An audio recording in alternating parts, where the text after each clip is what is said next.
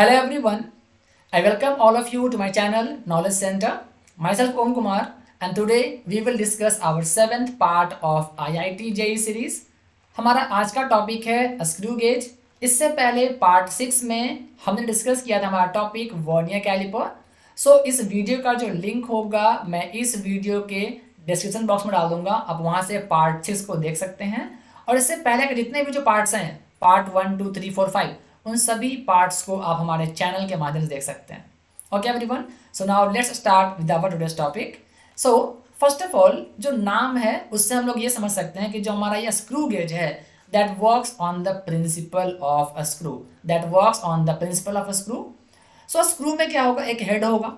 So by rotating the screw head, अगर आप screw के हेड को आप रोटेट करते हैं we get a linear movement of the circular scale.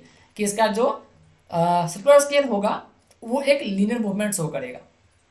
अभी यहाँ पर आप जो स्क्रू देख रहे हैं तो इसके दो कंसेक्यूटिव थ्रेड के बीच का जो गैप आप देख रहे हैं उसको हम लोग पिच का नाम देंगे. The distance between two consecutive thread is known as pitch. So we can say that the pitch of the screw gauge is defined as the distance moved by the spindle per revolution and which is measured by moving the head scale over the pitch scale in order to complete one full rotation. So pitch actually में है क्या आप समझ चुके हैं और इसका जो डेफिनेशन है, इसका जो फॉर्मूला है वो हम लोग अगले वाले स्लाइड में डिस्कस करने वाले हैं. Okay, so you can see here ये हमारा डायग्राम हो गया, हमारा पिक्चर हो गया स्क्रू गेज का. और यहाँ पर आप जितने भी जो नेम्स हैं, जितने भी जो उसके पार्ट्स हैं आप उसके नेम्स को याद कर लेंगे, इसके डायग्राम्स को आप बना लेंगे अपने नोटबुक में. नीचे में आपका यू फ्रेम है, फिर स्लीव आ गया, थिम्बल है, ये रेचेट हो गया आपका. एंड अपर पार्ट आप देखते हैं तो ये जो आपका फिक्स्ड है ये आपका स्टड या आप उसको एनविल भी कह सकते हैं. दोनों नाम सेम ही, आप में उसको कन्फ्यूजन नहीं करना है. यहाँ पे आपका स्क्रू या स्पाइंडल हो गया तो ये आपका लीनियर मूवमेंट शो करेगा. ओके, उसके बाद बीच में है आपका मेन स्केल या फिर आप उसको पिच स्केल भी कह सकते हैं. और उसके बाद है आपका सर्कुलर स्केल, शॉर्ट फॉर्म में इसको हम लोग CS कहेंगे या फिर आप इसको हेड स्केल भी कह सकते हैं. ओके, सो पिच है क्या, पिच का यहाँ पर आपका फॉर्मूला क्या हो गया, you can C distance between two consecutive thread. या यू कैन सी जो हमारा प्रीवियस पिक्चर था सो यहाँ पर जो दो कंसेक्यूटिव थ्रेड हैं इसके बीच का जो गैप है इस गैप को हम लोग पिच का नाम देते हैं. So that is what written over there. That is the pitch is nothing but it is the distance between the two consecutive thread, or we can say distance moved by the screw in one complete rotation. कि one complete rotation में जितना distance हमारा screw move करता है वो हम लोग pitch का नाम देते हैं. So you can see the formula of the pitch is here, which is distance moved by the screw divided by number of rotation given. Okay everyone. And regarding the least count. सो अगर आपने vernier caliper का video देखा होगा सो हम लोगों ने वहाँ पे डिस्कस किया था that is the least count of any device, that is the minimum measurement that we can take accurately from any device is known as the least count. So you can take the definition and formula of least count of the screw gauge. That is the least count of the screw is defined as the distance moved by the tip of the screw when turned through one division of the head scale. That is the least count जो हमारे micrometer screw gauge का होता है वो 1 mm by 100 होता है, that is 0.01 mm. And you can see the micrometer screw gauge is defined as an instrument that is used for measuring the diameter of thin wires and the thickness of the small sheets such as glass or plastic. Okay, now यहाँ पर जो हमारा list count का formula क्या हो जाएगा, formula हो जाएगा pitch divide by total number of division on the circular scale और you can say CS. So you can say here जो हमारा पिक्चर है ये है आपका CS. इसमें जितनी भी जो डिवीजन्स बने हैं सो आपको क्या करना है, pitch divide by number of division on CS. Okay, and by this formula you will get the least count of this device. Okay, so it's a very simple formula. So basically हमारे CS में 100 divisions बने होते हैं. Okay, so pitch divide by 100 and that is why यहाँ पर जो हमारा micrometer screw gauge है ये 1 mm का मतलब क्या हो गया कि 1 mm उसका पिच होगा और 100 डिविजन्स होंगे उसके CS में, that is why which is 1 mm by 100। और ये पिच 1 mm का मतलब क्या हो गया कि जो इसका हेड होगा, हेड को 1 कंप्लीट रोटेशन देने पर 1 mm of linear distance move करता होगा, that is the meaning of 1 mm pitch. Okay everyone, सबको समझ में आ रहा है? अगर किसी को भी डाउट होगा, you can post your doubt in the comment section, I will try to solve all your doubts. Now so regarding the total reading, हमें अगर रीडिंग लेना है हमारा स्क्रू गेज का, सो रीडिंग का फॉर्मूला हो जाएगा main scale reading and plus circular scale reading MSR plus CSR। So that will be our formula for total reading. And यहाँ पर जो CSR है, CSR का फॉर्मूला होता है least count into CSD, that means coinciding division of CS with base line. CSR is equal to least count into CSD। But अभी आपको समझ में नहीं आ रहा कि हम रीडिंग लें कैसे। Okay, so in the upcoming slide we will discuss how to take the readings. Now you can see here, जैसे ये हमारा स्क्रू गेज हो गया।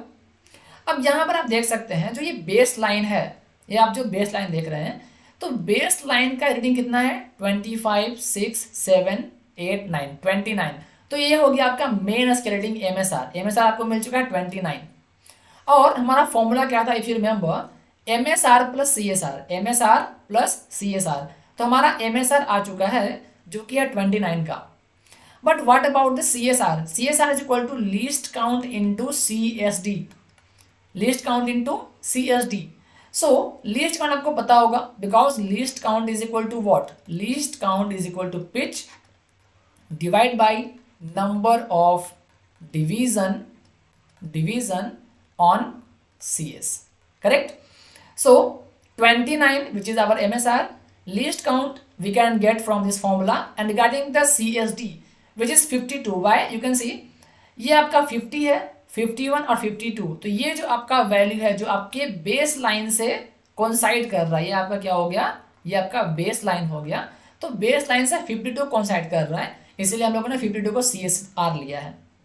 सो जनरली क्या होता है, 1 mm of distance moved by a screw in 1 complete rotation, so pitch कितना होता है 1 mm का होता है। अगर pitch 1 mm का है और जो CSR है, ये जो आपका CS है, इस पे 100 डिविजन्स बने होते हैं, तो हम लोग कह सकते हैं कि जो लीस्ट काउंट होगा that will be 1/100 is equal to 0.01 millimetres. Okay, so आपको करना क्या है 29 plus 0.01 into 52 and you will get your total reading here. सबको समझ में आ रहा है? किसी को भी डाउट होगा you can post your doubt in the comment section. I repeat once again, okay all of you.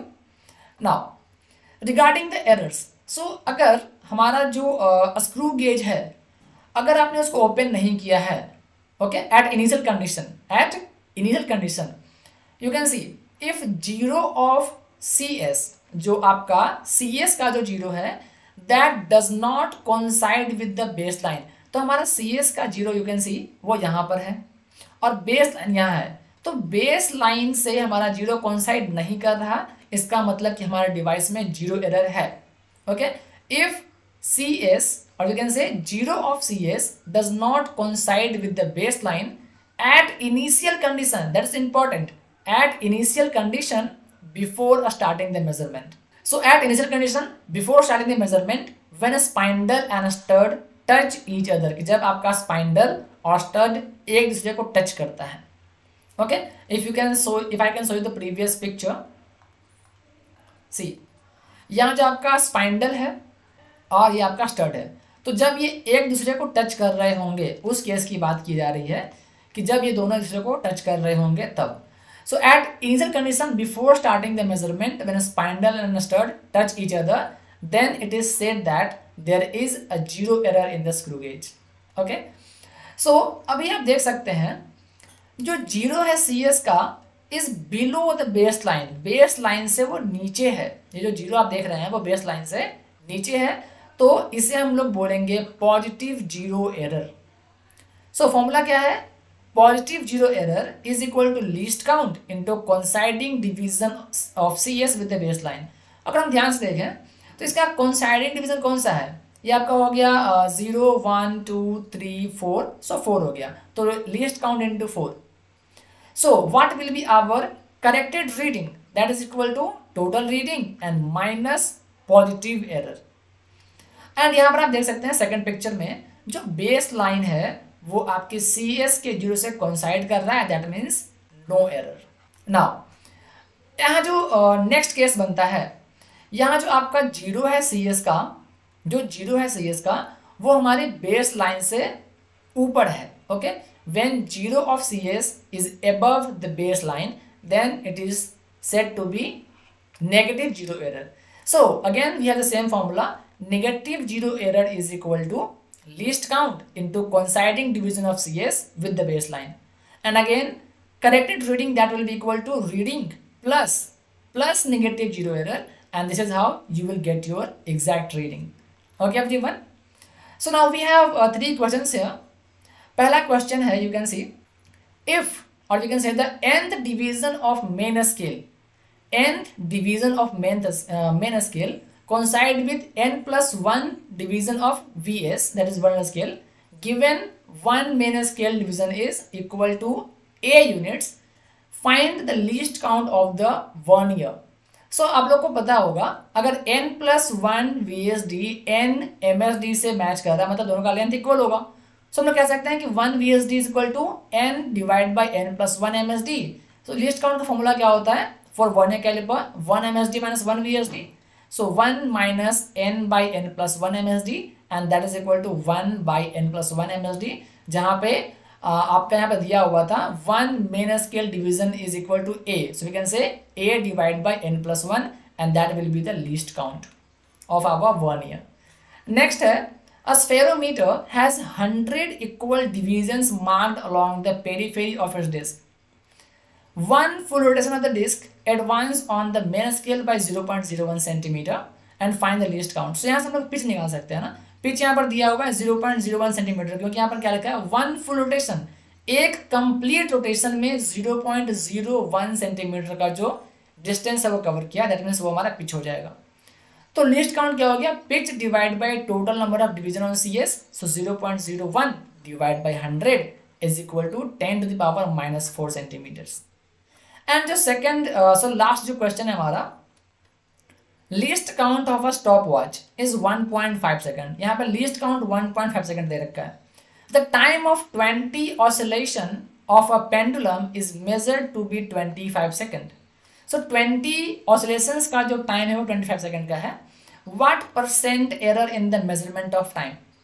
तो यहाँ पर जो परसेंटेज इन मेजरिंग 25 सेकंड क्या हो जाएगा, 1/5 इज इक्वल टू 0.2 सेकेंड. एंड परसेंट एरर क्या मिलेगा, 0.2 divide by 25 that is equal to 0.8%. तो यहाँ पर आप देख सकते हैं कि जो फाइनल एब्सोल्यूट एरर है इस टाइप के क्वेश्चंस में that is equal to the least count. जो लीस्ट काउंट है उसे ही हम लोग फाइनल एब्सोल्यूट एरर काउंट करेंगे इस तरह के क्वेश्चंस में.